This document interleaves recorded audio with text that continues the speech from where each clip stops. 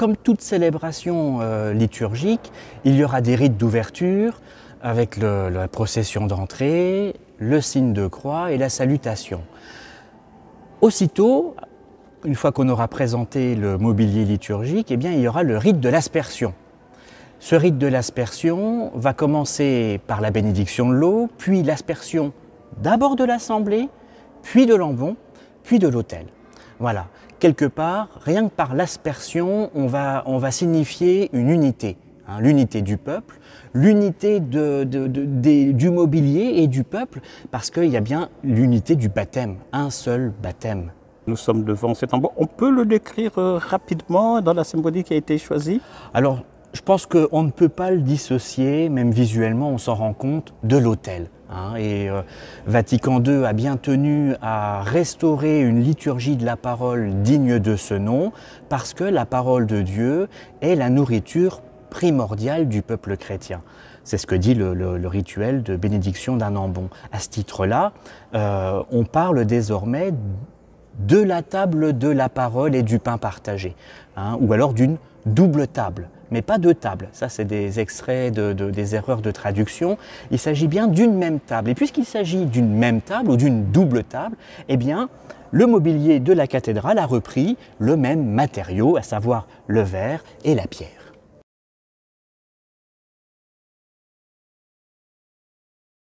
La première chose dont il faut se rendre compte, c'est que l'autel est une table.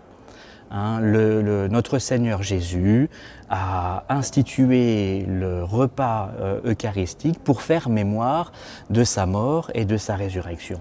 Donc, si on veut participer à sa mort et à sa résurrection, une fois qu'on l'a fait par le baptême, eh bien c'est en partageant le repas eucharistique.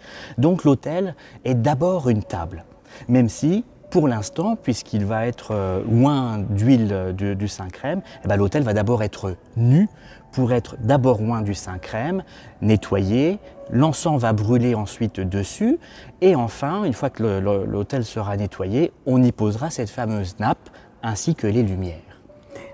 Et bien là, cette petite encoche qui est pour l'instant masquée d'un scratch, c'est ce qu'on appelle le sépulcre. En fait, c'est dans cette petite cavité que vont y être déposées les reliques. Pourquoi des reliques? Parce que, alors, surtout, historiquement, des reliques de martyrs. En l'occurrence, il y aura des reliques de Saint-Étienne et de Saint-Augustin Scheffler, donc un martyr historique biblique et un martyr de notre diocèse, parce que en donnant leur vie pour le Christ, eh bien, ils ont été au plus près du don de Jésus lui-même sur la croix.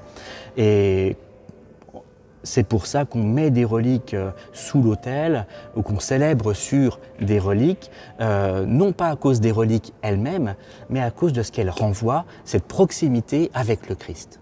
Alors, il y a un adage dans l'Église qui dit que l'autel, c'est le Christ. Et puisque le Christ a 5 plaies, les 2 mains, les 2 pieds et son côté, eh bien, puisque l'autel c'est le Christ, il est lui-même marqué de 5 croix.